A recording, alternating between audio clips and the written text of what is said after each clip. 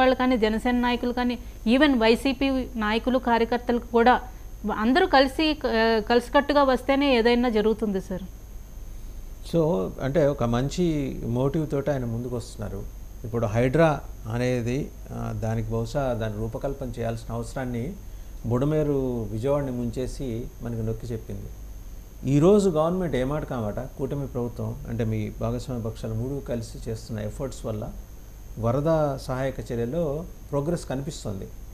ఉంటాయి అంటే ఇబ్బందులు ఉంటాయి. 200 లక్షల మందిని ఒక్కసారి రిహాబిలిటేట్ చేయాలంటే తలకు మించిన భారం. ప్రిపేర్నెస్ లేదనేది ఈసారి చంద్రబాబు నాయుడు గారికి 95లో ఉన్న ప్రిపేర్నెస్ ఈసారి కనిపించలేదనే మాట కూడా వచ్చింది. సరే అనేహో దానికి మీ ప్రభుత్వం వైఫల్యం ఒక్కదాన్నే ఆపాదించలేదు. ఇంతకుముందు వైసీపీ ప్రభుత్వం చేసిన తప్పిదాలు కూడా తోడయ్యాయి. ఇప్పుడు ఇది నీడ దావరుగా మారింది. హైడ్రా లాంటి ఆక్రమణల కూల్చివేతకి సంబంధించి ఒక లీగలైజ్డ్ వ్యవస్థ. ఎందుకంటే హైడ్రాకి ఇంకా చట్టబద్ధత లేదు. అందుకనే బహుశా చంద్రబాబు నాయుడు గారు ఆలోచిస్తున్నాను, చట్టబద్ధతతో కూడుకున్న ఒక వ్యవస్థని త్రూ అసెంబ్లీ రెజల్యూషన్ ఏర్పాటు చేసుకుందామని భావనలో ప్రభుత్వం ఉన్నట్టు కనిపిస్తుంది. మీకు ఏమైనా ఇన్పుట్స్ ఉన్నాయా? మాకైతే ఇన్పుట్స్ ఏమీ లేవండి. జనరల్గా అయితే హైడ్రా లాంటివి సంస్థలు వస్తే తప్పేంటండి, రావాలి కూడా. ఎందుకంటే ఆక్రమించేసుకున్న దాన్ని ఖచ్చితంగా అండి జిహెచ్ఎంసీలో ఉన్న వ్యవస్థే. కాకపోతే ఏంటంటే ఇవాళ జనంలోకి వచ్చి దాని పేరు మార్చిన తర్వాత హైప్ క్రియేట్ అయింది. అండ్ టఫ్ ఆఫీసర్ వచ్చారు, రంగనాథ్ గారు వచ్చారు, చాలా బాగా చేస్తున్నారు హైదరాబాద్ అండ్ ట్విన్ సిటీస్ పరిధిలో. అలాంటిది మనకు కూడా ఒక ఇది డిజాస్టర్ మేనేజ్మెంట్ వ్యవస్థ with in the municipal corporations ఉంది. కాకపోతే వాటికి చట్టబద్ధత కావాలి. ఏం పర్లేదు, మీ వెనకాల మేము ఉన్నాం, మీరు వెళ్ళి మీరు చేసుకోవాలని చేసుకోండి. సీఎం గారి సొంత సోదరుడి ఇల్లే ఇంటికే నోటీసులు ఇచ్చారు తెలంగాణలో. అవును సార్. అలాంటి మొహమాటాలు లేకుండా అలా వ్యవహరించడం ఆంధ్రప్రదేశ్లో సాధ్యమేనా అని అడుగుతున్నాయి. ఎందుకంటే కరకట్టెమ్మడు ఉన్నవన్నీ ఆశ్రమాలు, చాలామంది పీఠాధిపతుల ఆశ్రమాలు ఉన్నాయి అక్కడ. మొహమాటం ఉంది. అవునంటే హిందూ ధర్మానికి సంబంధించి వేరే చోట పెట్టుకోండి, నదిని నదిని ఆక్రమించి పెట్టుకోవాల్సిన అవసరం ఉంది. ఇట్లా ఈ మొహమాటాలు ఏమన్నా మీరు విడిచిపెట్టే అవకాశం ఉందా అని అడుగుతున్నా. మీరు అంటే మీ ప్రభుత్వం, కూటమి ప్రభుత్వం ఖచ్చితంగా విడిచిపెడతారండి. లేదంటే ప్రజాగ్రహానికి గురి కావాల్సి వస్తుంది. ఏదైతే ఈ ఆక్రమణలు ఉన్నాయో వాటిని చట్టబద్ధత కల్పించాలి. యాజ్ వెల్ యాజ్ నిబద్ధతతో కూడిన ఆఫీసర్స్, ఇక్కడైతే రంగనాథ్ గారిని ఎలాగా హైదరాబాద్లో అయితే వేశారో అట్లాంటి నిబద్ధతతో ఉన్న ఆఫీసర్స్ని వెయ్యాలి. వాళ్ళు తన మన తేడా లేకుండా ఖచ్చితంగా ఆక్రమణను తొలగించాలి. అందులో ఎటువంటి పొరపచ్చాలు ఉండకూడదు. అలా చేస్తే ప్రజల యొక్క మెచ్చుకోలు పొందుతారు. ప్రజలు కూడా సంతోషిస్తారు, వాళ్ళ నమ్మకాన్ని పొందుతారు. అలాగే సార్, ఆశ్రమాలు, హిందూ ఆశ్రమాలు అంటున్నారు కదా, ఖచ్చితంగా హిందూ ధర్మంలో చెప్పింది ఏంటి సార్? ప్రకృతిని మీరు గౌరవించండి, వాటిని డిస్టర్బ్ చేయకండి అని. మరి ఆ ధర్మాన్ని విఘాతం కలిగించి మేము ధర్మ సంస్థాపన చేస్తామంటే కరెక్ట్ కాదు.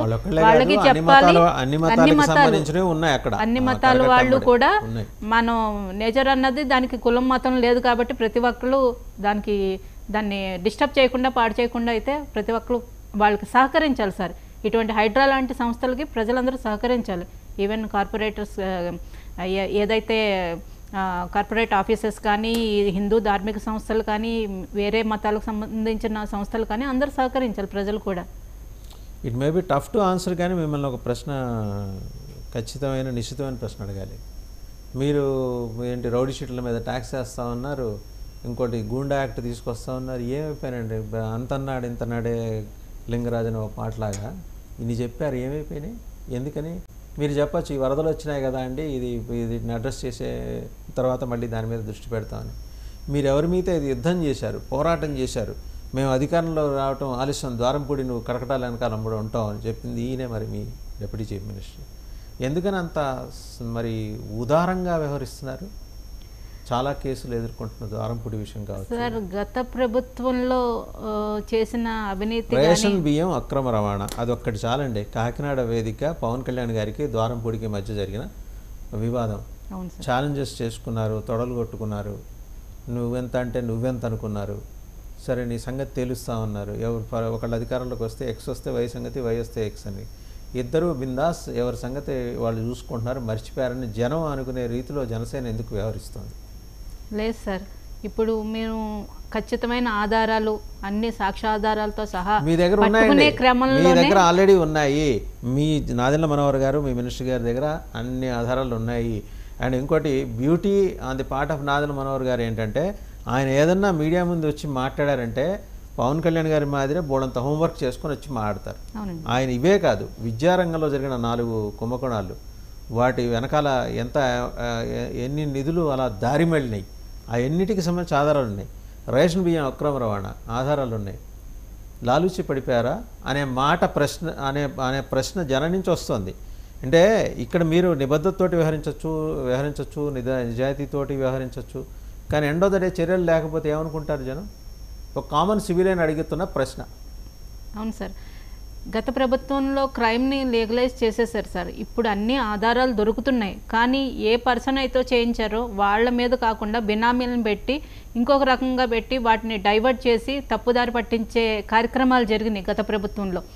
ఇప్పుడు అసలు దోషి ఎవరు వాళ్ళని పట్టుకునే ప్రయత్నం చేయాలి, కానీ వాళ్ళు బూచిగా పెట్టి బినామీగా పెట్టి ఇంకొకరిని బలిపశువుని చేస్తే కనుక మనం చేసిన దానికి అర్థం పరమార్థం ఉండదు సార్. ఖచ్చితంగా ఎవరైతే దాని వెనక హస్తం ఉందో, తీగలాగితే డొంకంతా కదిలినట్టు చిన్నవాళ్ళని పట్టుకుని మమ అనిపించడం కాదు, అసలు కీలకమైన వ్యక్తి ఎవరు వాళ్ళని సాక్ష్యాధారాలతో సహా మనం కోర్టు ముందు ప్రవేశపెట్టాల్సి వస్తుంది సార్. ఎందుకంటే మనకి వారే చేస్తున్నారని తెలుసు, ఆ పర్సన్ ఎవరన్నా తెలుసు, కానీ ఖచ్చితమైన ఆధారాలు లేకపోతే కోర్టులు కేసులు కొట్టేస్తాయి సార్. గత ప్రభుత్వంలో వైసీపీ కోర్టులతో మొట్టికాయలు వేయించుకున్నట్టు వేయించుకోకుండా పక్కా ఆధారాలతోటే మేము ముందుకెళ్తున్నాం. వాళ్ళని వదిలిపెట్టే ప్రసక్తి అయితే లేదు సార్. మీరు రాబోయే రోజుల్లో చూస్తారు, ఒక్కొక్కరు విషయం అన్నీ బయటకు వస్తున్నాయి. ప్రతి జిల్లాలోని సార్, ఒక్క చోటని కాదు, ప్రతి జిల్లాల్లోని ఇసుక తవ్వకాలు కానీ, గ్రానైట్ తవ్వకాలు కానీ, ఇటు బియ్యం అక్రమ రవాణాన్ని కానీ, అన్ని చోట్ల లిక్కర్ విషయంలో కానీ అన్ని చోట్ల అవినీతి విపరీతంగా జరిగింది సార్. అది తవ్వి తీయడాన్నే అదే పనిలో వ్యవస్థలన్నీ పనిచేస్తున్నాయి. ఇటు పవన్ కళ్యాణ్ గారు కానీ, మనోహర్ గారు కానీ, అందరూ 33,000 మంది అమ్మాయిలు, మహిళలు